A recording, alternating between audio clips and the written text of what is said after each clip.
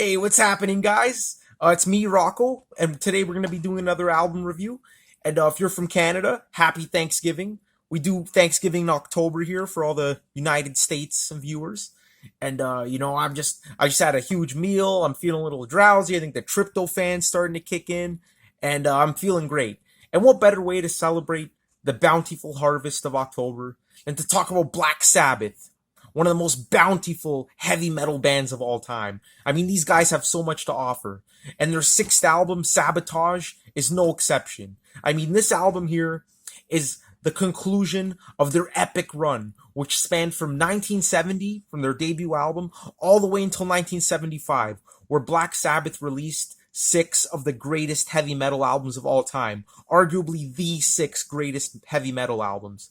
And Sabotage is just another chapter in that legacy, and it's just honestly, it's such a unique album in their discography. It's one of their most aggressive, one of their most, not necessarily the heaviest. I think the heaviest is probably still Master of Reality, or well, at least in the Aussie era, but definitely the most aggressive. I mean, they sound fucking absolutely pissed off on this album, and for good reason, as we'll get into. The lyrics are just incredible. Ozzy Osbourne's vocal performance is arguably the best in his entire career. I mean, his vocals are just extremely intense on this album. And the experimentation, again, continuing with Sabbath Bloody Sabbath, is at an all-time high. I mean, there's freaking three songs, three very lengthy epics on the album. One about 9 minutes long, the other one about 8.5 minutes, and the other one 7 minutes. So you're getting like those long, dare I say, progressive kind of metal songs on this album. And a really big point of contention with this album is the birth of thrash metal. I mean, two tracks on this album, specifically Symptom of the Universe and Hole in the Sky. Honestly, for my money, they're probably the first two thrash metal songs ever created. And that's just incredible to imagine, because not only did Sabbath create heavy metal, but they also kind of created thrash metal with like a few songs on this album. And that's just insane, you know. And honestly, there's so much to say about this album, just the making behind it. As with every Black Sabbath album, there's a lot of drama, there's a lot of like controversy behind the making of this album. And a lot of funny stories along the way too, which we'll touch on. But yeah, just a very unique album, really ending the streak of that classic run, which was kind of unmatched in the metal world. I mean, Iron Maiden, an amazing case can be made that Iron Maiden probably had the best stretch of heavy metal albums. The 7 albums from their debut all the way to Seventh Son of a Seventh Son, flawless. But for my money, Black Sabbath has them beat by a pretty small margin. But considering it was the early 70s, you got to take that into consideration too. And you know, Metallica had a pretty good run too, from Kill 'Em all the way up to, for me, the Black Album. I'm a big fan of the Black Album. But yeah, sadly, after this, Sabbath kind of entered like a dark period in their career, and they wouldn't really bounce back until Heaven and Hell with Ronnie James Dio. But for my money, you know me, guys, I'm a huge Ozzy fan. The first 6 albums are just unmatched. And, that's not to say that the 2 albums after this weren't that good. You know, it's controversial, but I'm a pretty big fan of Never Say Die. I love how they just threw caution to the wind on that album, and for better or worse, just made like one of the most eccentric metal albums of all time. And Technical Ecstasy does have its moments. I mean, we'll get into that with the full-length review, but, you know, not She's Gone. What's it called? Oh my god. Oh my god, I'm blanking out. Oh my god, Dirty Women. How could I forget Dirty Women? And You Won't Change Me. Those are fantastic songs. But yeah, overall, kind of a lackluster album, but definitely has its moments. So, you know, people say Black Sabbath went to shit after Sabotage, but I disagree. I think they still had some worthwhile compositions after that. And then, of course, when Ronnie James Dio came in, the band just totally picked up the pace again and reclaimed the crowns of the kings of heavy metal. But yeah, Sabotage is awesome. And for me, this was the last Sabbath album I actually got into from the original 6. And it did take me a little while to get into. I mean, a lot of the songs on this album are kind of complex, and they don't have like the immediacy that a lot of the other Sabbath albums had, like especially from Sabbath Bloody Sabbath. I mean, the 2-song punch of the title track and National Acrobat. I mean, how could you not immediately love that? But on this album, there's a lot of weird parts. There's a lot of experimentation. And again, it's very aggressive. So coming from like a progressive rock background and just a classic rock background, it did take me a little bit of a longer time to get into this album. And to be honest, I didn't really fully love it until I actually saw Black Sabbath back in 2016. Whereas the first five albums, like I'd been a fan of for many, many years before this. But now, I mean, I can't stop listening to Sabotage. I mean, it has so much to offer. And it's an album that every time I listen to it, my appreciation for it just grows exponentially. And it's just awesome. I love how unique it is in their discography. And I'm sure you will too. I was just kind of disappointed how they didn't really play any songs from it when I saw them on the End tour. I mean, they really focused on Paranoid, really focused on Master of Reality, which I love. I mean, if you've seen my review of Master of Reality, one of the best albums ever. And this one is too, to be honest. But, they could have thrown in like fucking Hole in the Sky at least or something like that. But I think it's because Ozzy, his vocals were kind of, he is getting up there in age, and I don't think he could really reach the intensity of the songs on this album. But regardless, it would have been nice to have a few tracks. But yeah, that's pretty much the introduction. Now let's get into the history behind the making of this album, because the history definitely plays an important role in how this album turned out, both musically and lyrically. All right, so let's set the scene for this album. So here we are, it's late 1974, and Black Sabbath had just released Sabbath Bloody Sabbath, which was a critical and commercial success. I mean, it went all the way to number 4 on the charts in England, I think number 11 or number 10 in the US, and the band was already huge at this point. It was their 5th consecutive platinum selling album, and the critics were finally jumping on board. I mean, up till this point, I've alluded to this in the past, but Black Sabbath's reviews were just god awful, and I think the critics started seeing that the fans were really loving it and they were selling really well, so I think they just kind of jumped on the bandwagon and just finally started to appreciate like how unique and how great Black Sabbath was. And I think the fans really did get the critics to see it their way, because you can't argue with the masses. I mean, especially at this point, these days it's controversial when an artist does really well. You could tell it's just because the corporate music industry kind of just like shoving it down everyone's throat, and just the difference in culture these days. But back then, if a band was really big, chances are they had some talent behind them, and the critics were taking notice. So with all this critical and commercial success, Black Sabbath went on tour starting in early 74, and this was a high point in their career. I mean, like, this tour was fantastic. And Tony Iommi, the poor fucking guy, he almost passed out at several points during the tour from exhaustion. Exhaustion, that's a hard word to say. Anyway, he almost passed out a few times, and I could definitely see why. He really was doing a lot of the heavy fucking lifting on Black Sabbath at the time. Like, he pretty much like single-handedly wrote Sabbath Bloody Sabbath. I mean, the band was just stripped of ideas, and they were just sitting around jerking off, waiting for Tony Iommi to come up with a riff or two. And then when he finally did, the band really just followed suit. But yeah, he was really doing a lot of the heavy lifting. And, the band was really, they were really exhausted at this point. So they wanted to take a break. But then their manager, Patrick Meehan, who had been their manager since the early days, said, no, you guys got to do this fucking festival in California called Cal Jam. And this was a huge freaking concert. I mean, I think there were about 200,000 people in attendance. And, they forced Black Sabbath to do it, and Tony Iommi was like pissed off, and this really just planted the seeds of contention with their management at the time, and really that's the main story behind this album, just all the drama that was going on with their management.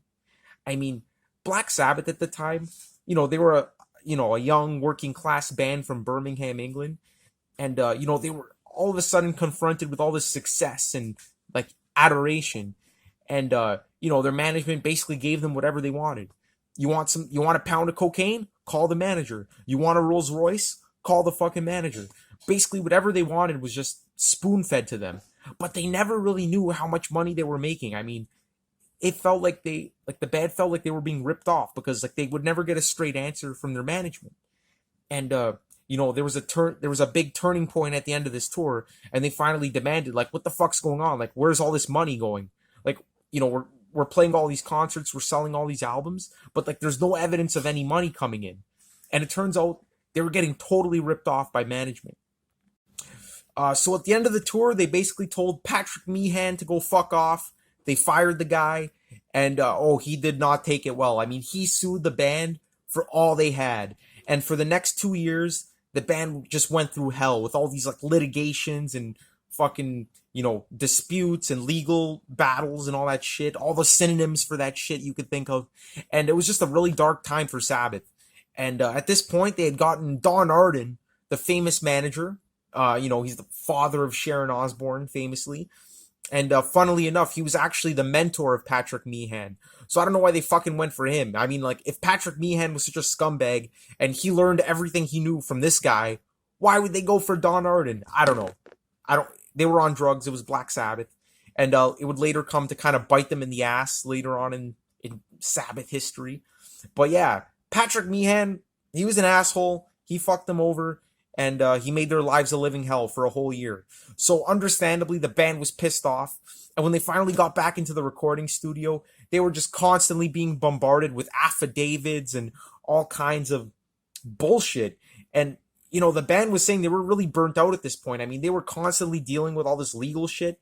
And apparently Bill Ward was manning the phones, talking to all these executives and, lawyers and things, which is hilarious because it's Bill Ward. The guy they used to prank like 24/7. And the band was just going through a really dark like point in their career. And it really came across in the music. I mean, there are a lot of songs on this album that just sound like fucking just the epitome of aggression. I mean, especially the song The Writ, which is the closing 8-minute epic, which is a song that was actually written by Ozzy Osbourne, the lyrics that is, which is rare because we all know Ozzy isn't really like the major lyricist of Sabbath. Obviously, Geezer Butler is. But yeah, he wrote the lyrics of this song, and they're freaking incredible. We'll get into the details later, but Ozzy's an underrated lyricist. And not only that, but also songs like Symptom of the Universe and Megalomania just sound just incredibly aggressive and incredibly intense. And you could tell that was stemming from like the management and, all the bullshit they were going through at this point. And it kind of left Sabbath in like a hollow shell. I mean, Bill Ward even said in an interview, like at the time, like he was just so disinterested in making music. Like they just sapped the life out of the band. But yet when he hears the album today, he recognizes that it's a fucking masterpiece because it is. I mean, all that energy, all that intensity really went into shaping this album into the diamond that it is. And, it didn't sell as well as the other Sabbath albums. It didn't go platinum, but which is kind of a shame because it definitely deserved to. It's definitely just as good as any Sabbath album. But yeah, it was just a really great album, really intense, and you could really see they were getting pissed off. And the funny thing about this album is that Tony Iommi said that the band was kind of getting frustrated with like their approach to making albums back then. I mean, with Sabbath Bloody Sabbath, for example, like they were really taking their time to record it, doing a lot of experimentation. And they were just, at this point, they were just like, you know what? Let's just go back to basics, like how we made the first 2 albums, and just record like a straight up rock album. And yeah, it didn't work out that way. I mean, if that was their intention, they definitely failed at setting that goal because this album is as experimental as ever. And there are some really like heavy rock moments on it, but I really do think that the experimentation really comes through with this one. I mean, they got like an entire orchestra to come in to sing on Supertzar, and there's just a lot of like unconventional parts, especially on Symptom of the Universe, how the song just completely changes at like the 4-minute mark, as we'll get into after. And yeah, I guess they just went back to their old ways, which is fine by me because I love the experimentation. And it's just hilarious how like they totally went into the studio and just with a goal in mind, let's just go back to basics, make a straightforward rock album, and they just totally threw that out the window. It's almost as if like they couldn't make a straightforward album at that point. Like at that point they were just too creative. And again, with the whole thrash metal component of the album, they were just pushing the boundaries yet again. And yeah, classic. And the making of the album was chaotic as well. I mean, it took them many months to make it, or I don't know, I think like a month or two at least. And basically what would happen is the band would show up around 2:00. They would shoot the shit, and then like more members would show up. And only by 4:00 would they start working. But then not really. Like there was a bar in the studio, and they would always be hanging out at the bar, playing darts. Apparently, Apparently, Charlie Watts from the Rolling Stones would come in and he would play darts with Ozzy. And then when they really got to work, it was around like 1 or 2 in the morning at that point, which is just insane. And I guess it's kind of indicative of like how they were feeling at the time. Like lethargic, not really into making music, just exhausted from the touring and like all the legal disputes and things like that. But again, strangely enough, the finished product is a shining gem in their discography. And another funny thing is the actual album cover for this album it's considered one of the worst. And you look at it and you got to think like, what the fuck happened? Like Ozzy's wearing a freaking kimono. Bill Ward's wearing like his wife's red tights or something. And it makes you wonder like, what the hell's going on? And it's just the band in front of this like double mirror effect.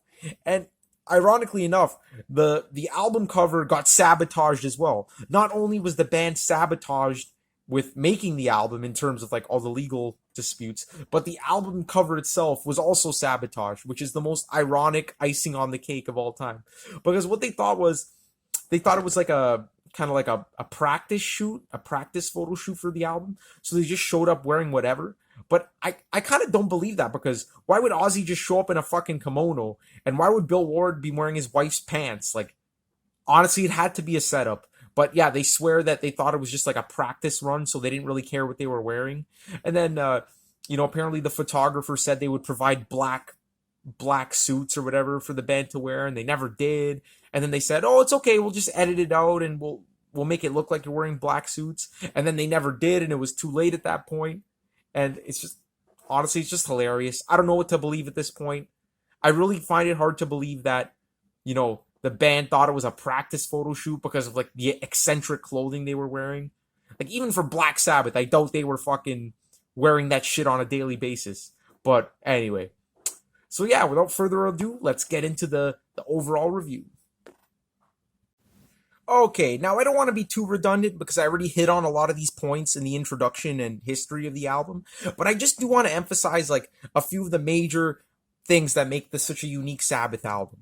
Number one, the thrash metal component, okay? Although it is just 2 songs of the album, this really does mark, the origin of the thrash metal genre. So if you're a thrash metal fan like I am, you got to give this album its share of respect for that reason alone. Number 2, the experimentation. As I already mentioned, Sabbath were a highly experimental band at this point, and by experimentation, I mean they were doing a lot beyond just like, they were grounded in blues. They started off as a blues band, and then obviously they developed the heavy metal genre, but they were incorporating a lot of like unconventional elements, like some orchestration, a lot of keyboards at this point, especially on the Writ. You hear a lot of keyboards, a lot of like synthesizer, a lot of elements from progressive rock. So it's a really, really unique sound how they can combine the aggression and intensity of thrash metal with a lot of like the progressive rock components, especially with like the long track lengths, one of the songs reaching almost 10 minutes in length. And, a lot of elements like that. And it just makes for just a really unique listening experience. Come on, even some classical guitar elements. And Tony Iommi had always been doing this, going back with Laguna Sunrise and a lot of the, those little interludes on Master of Reality. But yeah, like he throws his classical flair, albeit a very short, showcase of classical flair, but pretty cool. And, as always, Bill Ward, one of the most underrated fucking drummers. I mean, honestly, one of the major reasons why the original lineup of Black Sabbath was so special. Ozzy Osbourne, his best vocal performance. Geezer Butler's on top of the world as always. And honestly, there's not much more to say. I just want it to be brief because I already kind of like touched upon these points. But yeah, it's just an incredibly amazing album. And now we're just going to get into the specifics, doing some track by track reviews to really get into the nitty gritty of this album. And mostly because I'm such a fan and I love talking about it. But yeah, share your comments below because this is one of the only Sabbath albums where actually it's debatable, but this is one of the albums where, you really can't pinpoint like the highlight of the album. I've heard a lot of people say Megalomania is the highlight, but I think the conventional opinion is that Symptom of the Universe is the best song. And then again, like me at first, I thought the Writ was the best song on the album. So there's a lot of songs that really like stand out and, kind of kind of like have that claim as best song on the album. So it makes for a really, really fun to debate about this one. But yeah, without further ado, let's get into that.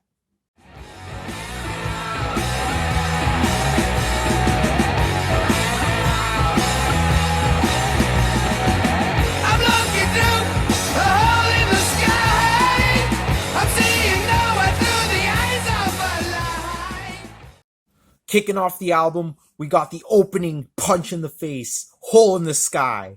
And this song here, as a kid growing up, I never heard anyone ever talking about this song.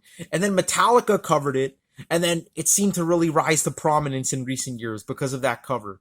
And just the fact that Metallica covered the song really says it all. I mean, it really shows, like, again, I'm kind of beating a dead horse here, but like the influence that Black Sabbath had on the thrash metal genre, which might be kind of unappreciated. We all know that they created heavy metal, but, in terms of thrash metal, just putting it out there for the millionth time. And wow, what a punch in the face this song is. I mean, the riff is just, it's just driving you forward at like an incredible pace. And Ozzy's vocals are just extremely intense. It sounds like honestly, it sounds like he's going to burst a blood vessel at one point. During the chorus of the song, I guess you can call it, which is just this fantastic breakdown when Ozzy's just singing, "Hole in the sky, gateway to heaven." Really like giving it all he has, and you really feel the intensity. And when I first heard this, I didn't know what to make of it. I was like, holy shit, what's going on here? Like, what happened to the slow, doomy riffs of like the previous albums? It's evident that they're long gone at this point. I mean, Black Sabbath has clearly progressed, and the riffs on this song are definitely more, definitely a much higher tempo, definitely faster paced, obviously, and just a lot more, punchy and to the point, I guess you could say. So maybe Black Sabbath went into the studio, possibly recording this as the first track on the album, saying, like, yeah, we're going to make a fucking balls to the wall rock album. And then after they made this song, they just went back to their old ways. But this is definitely the punchiest song on the album, one of the most intense, and just a nice, like, 4-minute rocker. I mean, it has, like, a pretty great solo at the end, but it's very uncharacteristic of Tony Iommi. I mean, it definitely has a different sound than his usual solos, which often feature like two guitars playing at the same time, kind of like superimposed on each other, and like, just unconventional kind of playing. This one's pretty straightforward, but pretty awesome. And again, the drum sound on the song is incredible as well, and the bass. Oh man, I feel like I'm just listing every instrument and saying it's amazing, but really there isn't much more to say about it. It's just, a punch in the face, really seeing that they're trying to distance themselves from doom metal and just do something different. And the song ends extremely abruptly, which always used to bother me, but now I'm just so used to it, I can actually pinpoint at what part in the song it's going to end. Kind of like Dream Theater's Pull Me Under, which also ends abruptly. I don't know why they did that, but anyway, it's a fantastic track. I love it. It's a great way to open the album, firing on all cylinders. And I'm going to give it a 9 out of 10.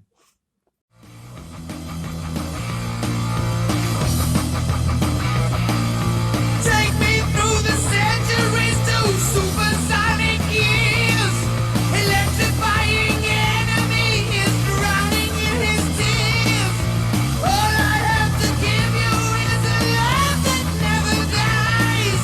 The symptom of the universe is written in your eyes.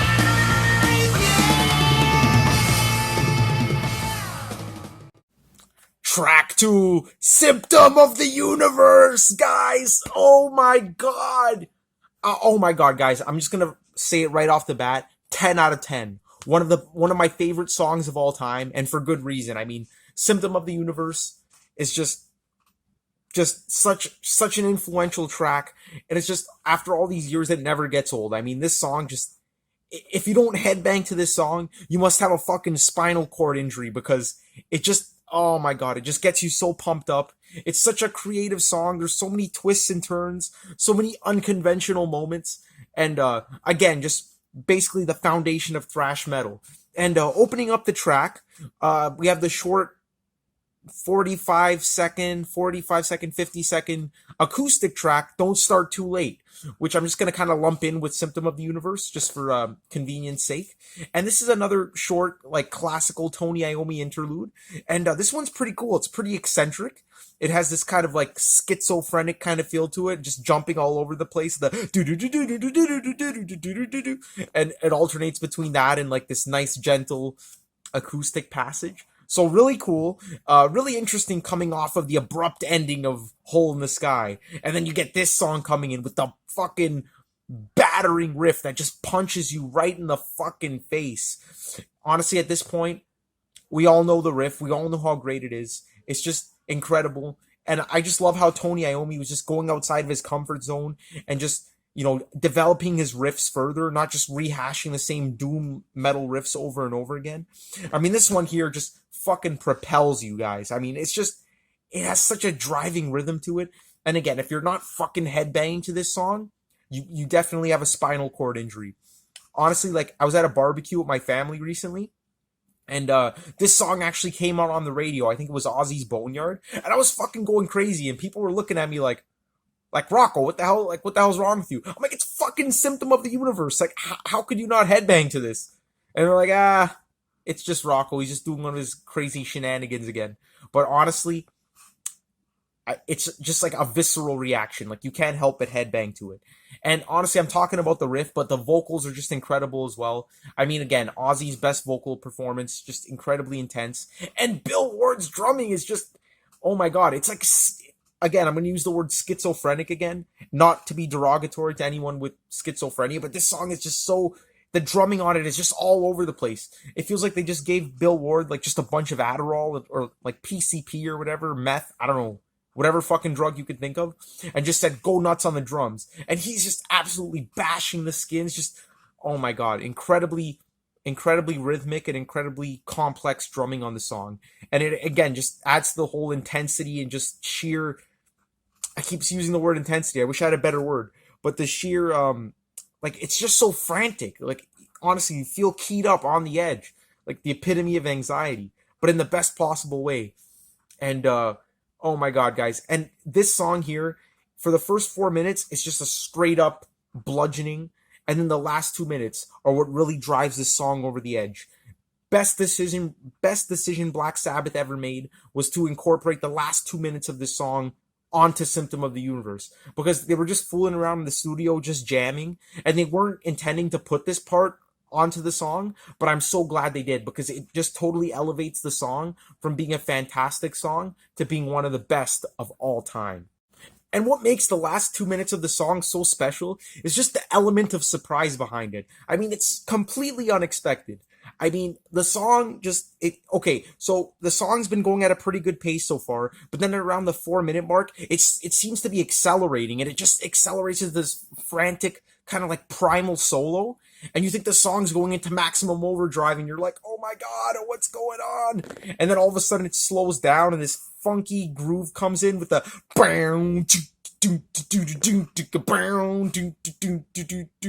and like you could feel something's building up. There's this build up in the background with the and like, you feel the intensity building, and then all of a sudden the song completely changes into this funky acoustic piece. I should be more specific. It's not just an acoustic piece. It's an acoustic piece, but it has a lot of jauntiness behind it. And honestly, it's just so uplifting, so joyous. And Ozzy's just singing about all these lyrics of love and, woman's child of love's creation and all these things. And it just went from being one of the heaviest, most intense songs into being one of the most joyous Black Sabbath moments. And it's just that adventurous nature that makes this one of my favorite songs. I mean, they could totally switch the mood of the song at the drop of a hat. And it just holds your attention throughout. One of the most interesting transitions, one of the best transitions. And, I know people that, when they hear that transition, they're like, oh, the song was so good. What the fuck happened? Not me, guys. I think that's one of the best moments in Black Sabbath history. And I think that if they didn't include this part of the song on Symptom of the Universe, it would have suffered. Not that the first 4 minutes aren't incredible. They are. But this is just the icing on the cake. And it just ends in such a positive way. And then when you think about it and you go back, I'm like, oh my God, the mood of the song totally changed. But when you hear the lyrics of the first 4 minutes, they're all about love and things like that as well. So it's just an incredible like dichotomy between the heaviness of the song and the lyrics, which are it's just such an incredible mismatch, but it somehow works. So yeah, I'm really passionate about Symptom of the Universe. It's always been one of my favorite songs. And again, just to be clear, not just Black Sabbath, like of all time, like any song. Like I love Symptom of the Universe that much. And the funny thing is I don't even think it's in my top 10 Black Sabbath songs. It's probably like in my top 15 for sure, but it's not in my top 10, but maybe it will be one day. But yeah, definitely a 10 out of 10 and one of the most interesting tracks on the album. And clocking in at around 6.5 minutes, it just really goes through a lot of motions in that time. So definitely check Symptom of the Universe out, and one of the best songs on the album. Definitely the most popular. I've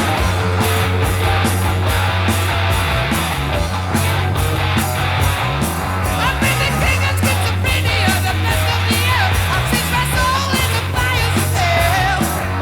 Please, somebody looted me, but now it's all mine. I set the trap, but it was me who fell. Been slipping away, slipping into tomorrow. Yeah, this fucking album doesn't have an off switch. Coming in at track 3 or track 4, depending on how you want to look at it, we got Megalomania, which is technically the longest Black Sabbath song. Now, I know that, technically speaking, the Warning from the first album is technically the longest. It's 14 minutes. But I really consider that track like kind of like a compilation of like 3 distinct songs. So you can't really consider that, one song in and of itself, although it kind of is. But yeah, Megalomania is the longest Sabbath song that's kind of like a one song piece, if that makes any sense. Clocking in at I'd say about 10 minutes. It's like 9 minutes, 40 seconds or something. And wow, guys, this song is just a freaking epic. And for the longest time, I think it was underrated. Like a lot of people didn't talk about it. And again, I hate using the word underrated because music is subjective. But I really feel that in recent years, this song really is getting the respect it deserves. A lot more Sabbath fans seem to be raving about this song. Some people even saying it's the best Sabbath song ever, which, can't argue with that. It's fucking amazing. But it's so great. And I just love how it opens up. It really takes its time to build an atmosphere. Ozzy's vocals are just extremely distorted, and it has this creepy kind of vibe to it. Kind of harkening back to the debut album with a lot of those like creepy tones, and it's extremely intense. The whole band comes rushing in at one point, and again, Ozzy singing is just so primal and so feral, so full of rage. And the song seems to be about someone who wants to be like left alone, like kind of like developing like megalomania, kind of like delusions of grandeur, I'm assuming. And it's just incredible. And for the first 3.5 minutes, it kind of goes about in the same way, very plotting, very and I mean that in a good way, very atmospheric, spooky, I guess you could say, and very ominous. And I just love that intro. It's fantastic. And then all of a sudden, the riff comes in. This riff it's really grown in prominence as one of Tony Iommi's most well-respected riffs, and it has like a lot of a hard rock vibe to it, but it just there's so much more to it.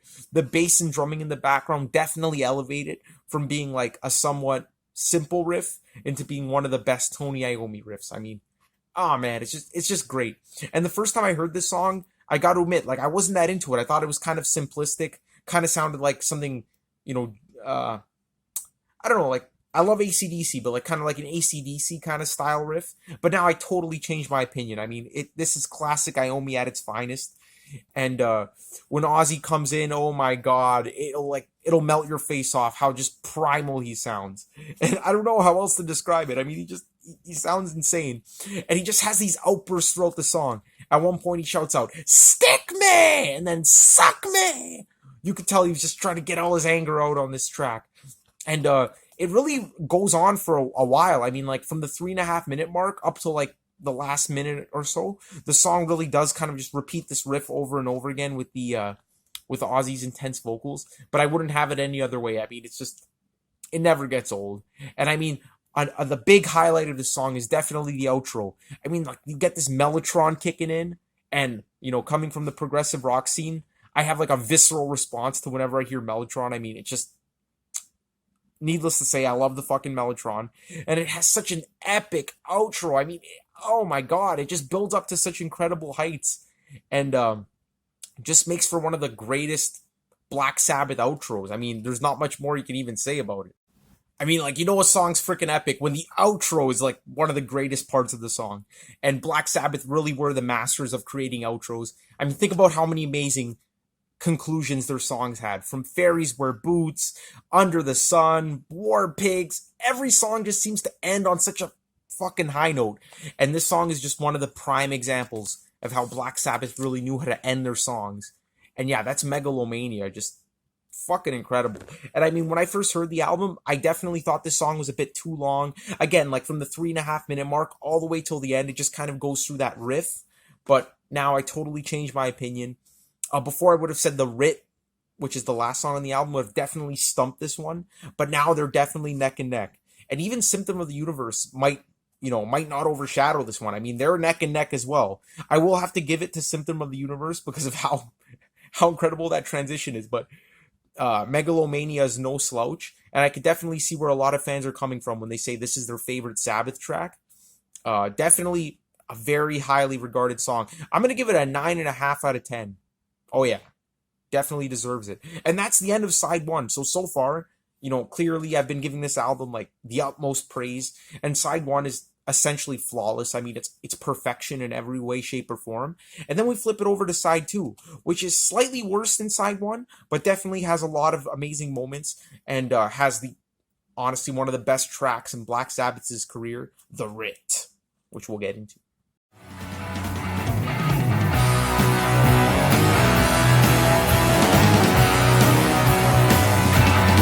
Well, that's my story and I'm sticking to it, 'cause I got no reason to lie, yeah. Forget your problems that don't even exist, and I'll show you a way to get mine. Oh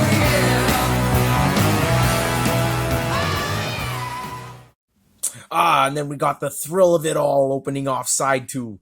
And this is just another, oh my god, another song I just feel like should get a lot more recognition with the Sabbath fan base. I mean, this song's really awesome. Again, like Symptom of the Universe, it's a song that has a totally unexpected change that comes about halfway through. And it's just an incredible song, and it shows how they were just really pushing the boundaries at this point.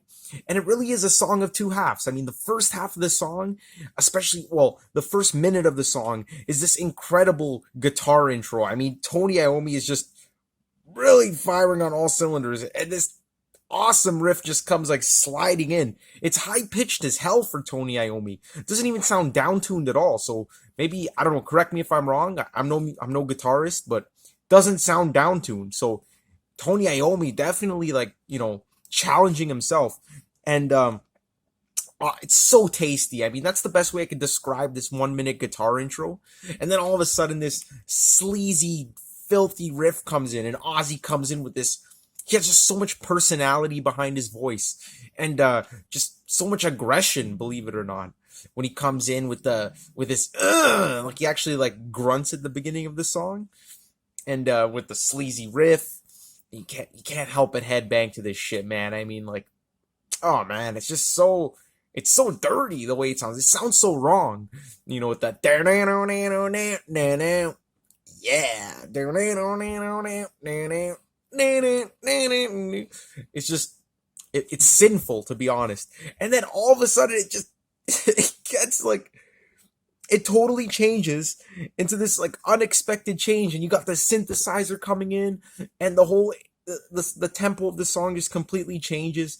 And, you're just filled with joy. It's just such a joyous part of the song.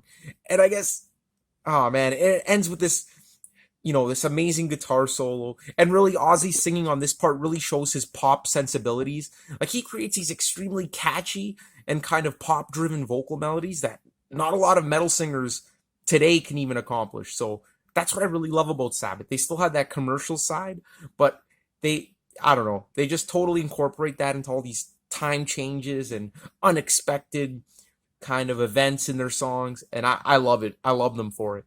So yeah, Thrill of It All. I was actually surprised. I checked the length of this song. It's 6 minutes. I always thought of it as like a short, like 3-4 minute track.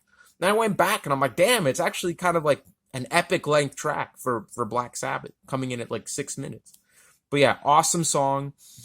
In terms of a rating, probably an 8.5, but I'm kind of tempted to give it a 9 because I just love that unexpected change so much.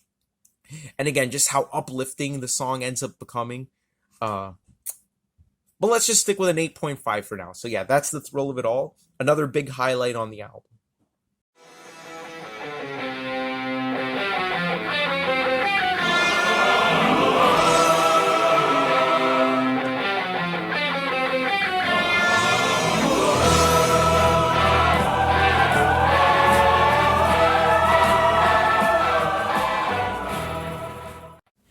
All right, guys. So track 5, Supertzar, is gonna be a fun song to review because it's just such a probably the most bizarre song in Sabbath's like entire discography. I mean, it's just so out there, so random, and honestly, I love them for putting it on the album. It's basically this extremely climactic and epic Tony Iommi riff that just basically repeats throughout the entire song, the entire 3-minute song, and they hired the this orchestra to play on it, or not an orchestra.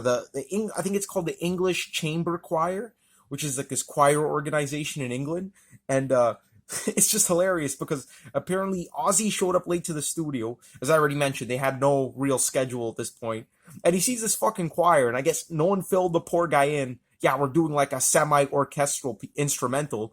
So he shows up, he sees this choir, and he thinks like, oh, I'm in the wrong studio, and he fucking left. Like, he actually left. So I don't know how that makes sense, like if that was the first time they ever recorded at the studio or whatnot, but honestly, like knowing Ozzy, he just saw the choir and thought maybe the band wasn't playing that day or they weren't getting together, and he just left, which is just honestly like the perfect summary of this song. It's so un-Black Sabbath, but it kind of is at the same time. I mean, you got that Tony Iommi heavy riff, and it kind of does sound like a doom-laden track, but you do have that choir in the background, and the honestly, like, you just gotta listen to it. I mean, it's just such a unique track. And I know a lot of people, well, I know, like, personally, I know one person that, like, doesn't like the track, but online I see a lot of comments of people saying it's, like, a weak song. But, okay, maybe it's the weakest song on the album. Actually, no, it isn't. There's one song after that I like a little bit less. But it's definitely not a weak song in general. I mean, it's got the epic feel. It's a great introduction. I mean, when the band was on tour for this tour, and subsequently they would use the song to kind of like, as their entrance song, which was amazing, and it really works in that sense. Maybe they should have put it as the first song on the album, kind of like as an introduction, but then I think that would have lost a lot of people. So then again, I do think the Hole in the Sky was probably a better opening track, but yeah, it kind of its placement on the album is kind of weird, believe it or not. Maybe they should have opened side 2 with this track. That would have been a little bit better. But nevertheless, it's a good song. I always enjoy it. It's just a nice palate cleanser, a nice instrumental. And I really do like the choir on this song. They do a fantastic job. So I'm going to give Supertzar probably an 8 out of 10, actually. I'm going to give it an 8 out of 10. Okay, maybe a 7.5. Yeah, let's give it a 7.5. Think I'll find a place to hide. Tell me, people, am I going insane? All right, guys, and then we got track number... Oh my god, I'm losing count now. I think track number 6, Am I Going Insane Radio. And to be honest, guys, when I first heard this song, I wasn't into it. I didn't like it that much. And, now we're about 5 years down the line, and I'm still not that into it. It is a very poppy Black Sabbath song. It's very pop leaning, and I have nothing against that in and of itself. I love pop music. I love the Beatles. I love all that stuff. But for this song, it kind of sounds uninspired, and Ozzy's vocal melodies kind of irritate me a bit on this song. So for me, it is the weak point on the album. But fuck me, guys, there's this incredible guitar section in the middle that actually reaches some pretty emotional heights. It sounds really distorted, kind of like even like Middle Eastern. And like right when you think it's winding down, it really does pick back up again, and Tony Iommi's plays some incredibly melodic parts of the song, and again the bass throughout the entire song is just thumping in the background. So fuck, even like the weaker Black Sabbath songs like this one, this is probably the weakest track on their first 6 albums. It still has so many redeeming factors. So I can't even give it like a mediocre score because honestly, like it's good. Like as a Black Sabbath song from the first 6 albums, it is kind of subpar, but in general terms, it's a good song. So I still have to give it a good score. I'm going to give it a 7.5 out of 10. And yeah, tell me what you guys think below because I don't know, like for me, I never really clicked with this song, but that middle 1 minute guitar section is incredible. I wish the rest of the song kind of reflected that. And oh yeah, another thing I should mention about this track. The full title of the song is "Am I Going Insane?" and then in brackets "radio." And a lot of people, a lot of people thought that it was like a radio single version or there was like a longer version out there. But no, that's just Sabbath pulling our legs. The eternal pranksters. It's the only version. And I think I read this on Wikipedia, but I don't know if this is true. Apparently, the radio part is like slang for mental. It must be a British thing because here in Canada, like I've never heard, or maybe it was a 70s thing. Who knows? It's either a British thing or a 70s thing. Because right now in 2019, Ontario, Canada, I have never heard of radio being slang for mental. So comment below and tell me what you think about that because I can't find any sources on that. Anyway, I'm rambling now. So yeah, that's Am I Going Insane? And then we arrive at the final track. The way I feel is the way I am. I wish I was before I started to run to you. Just to you. What kind of people do you think we are? Another joker who's a rock and roll star for you. All right, guys, last but certainly not least, we have the Writ, the epic, almost 9 minute long track that for the longest time was my favorite track on the album. And it might still be, like this and Symptom of the Universe are like really neck and neck. I really can't decide, so consider it a coin toss. But this song here is just freaking incredible. Everything about it is just perfectly summarizes the album, both conceptually and musically. I mean, conceptually, now this is where I really want to talk about this. Ozzy Osbourne wrote the lyrics of this track. And as I mentioned before, Ozzy usually doesn't write the lyrics, but he poured all of his anger, all of his hatred to Patrick Meehan and management and lawyers and litigation and all this shit. And he poured all his stress into this one song. And he just sounds just absolutely tormented on it, which just gives it so much power, so much legitimacy, so much realism. And honestly, this might be, I think it's probably Ozzy's greatest vocal performance. Fuck, but Sabbath Bloody Sabbath is pretty high up there as well. Anyway, it's definitely one of his best vocal performances. And musically, it's got it all. I mean, it has like the progressive spirit of the album. It's got the heavy riffs. It's got the aggression. And it's just got so many twists and turns that are just completely unexpected. Kind of like Thrill of It All and especially Symptom of the Universe. So let's just dive deep into it because there's a lot to dissect with the Writ. So first of all, let's talk about the intro. I mean, it starts off with these blood-curdling cries, these insane fucking screams and wails, which kind of let out from Am I Going Insane? And oh my god, guys, I don't know who they hired to produce these blood-curdling screams, but they're honestly disturbing. I mean, every time I hear this, I honestly feel like a sense of dread just like overwhelming my entire body. And I guess that was the point of the intro, but it's just really unsettling stuff. It's just totally genius. And then the bass comes in and it's just it feels like it's just brewing below the surface. We have no idea what's going on.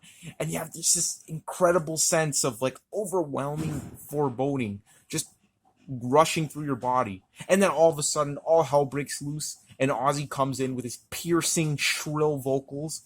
And the anger is just palpable on this song. I mean, holy shit. Like, if I ever saw Ozzy in a tirade, I don't really consider him an intimidating person. But holy fuck, like, from the anger he's expressing on this song, I wouldn't want to run into Ozzy on a bad day. Let me just tell you that much. And, oh my god, the riffs are just out of this world, guys. Just simply out of this world. And again, the bass playing, just incredible. And it kind of repeats this motif. So it goes back into that kind of like subdued bass playing. And then it breaks back into that overwhelming vocal section, which is just, Ozzy's definitely the star of the show on this song. Because his lyrics and vocals are just second to none. I mean, there's some lines on this song. Like, for example, "Are you metal? Are you man? You've changed a lot since you began." Probably one of the best lines in any song I've ever heard. So autobiographical. I mean, think about that. Like, Black Sabbath were literally the progenitors of heavy metal. And to have a song by the band referencing that is really, really cool. Even on Cornucopia from Volume 4, I believe they reference their heaviness. But they really dig deep into it on this song. And, oh my god, guys. So many great lines. They refer to Patrick Meehan as the devil at one point or another. And it's just basically a big fuck you to all like the litigation they were going through at the time. And again, just an extremely autobiographical song. And the flow to the vocals are just incredible. I mean, I guess that's the benefit of writing your own lyrics. Ozzy really was able to control the flow and the, kind of like his delivery on the song rather than just trying to like morph the lyrics to like the main riff of the track. So that's a really unique component of the song as well. Not that his vocals sounded awkward on the other songs, but you really do sense that the lyrics were just tailor-made for his vocals. And oh my god, guys. And here's where the song gets incredible. I mean, right when you think it's just going to keep repeating that motif over and over again, the song gets into this awesome groove. And Ozzy singing, "The search is on, so you just better run." And you're just fucking headbanging. And then all of a sudden, this, oh my god, guys, the most unexpected change in the entire song. This harpsichord, an acoustic piece comes in, and Ozzy singing underneath it. And it sounds so insane. I mean, he's just pouring out all his desperation into these vocals. And you have this like light, fluffy, airy harpsichord on top of it, which is the most unlikely instrument Black Sabbath could have possibly pulled out. And it works perfectly. I mean, the intensity is as high as ever, and it doesn't lose its effect. And it really does give the song like that element of insanity, because you have Ozzy kind of just fucking pouring out his anguish with these, the music that it totally doesn't match with the lyrics, which is just awesome. I mean, that was a genius touch to the song. And that they really let this section expand. It's not like it's like a short, like 10-second part. Like, this goes on for like a few minutes before finally wrapping up with the original riff and ending on a really high note. So yeah, 9 minutes of just pure excellence. And definitely kind of like, I consider it the title track of the album, because this is just directly addressing all the troubles the band were going through at the time. And it's just a genius song. One of the best Sabbath songs. Honestly, like, I don't know what else there is to say about it. It's definitely one of the best. If not like top 10, then at least like top 15. But honestly, incredible. And I can't forget about "Blow on the Jug," which is like this little 20-second interlude at the end, kind of like a hidden track. It was just Bill Ward kind of like fooling around on the piano, singing.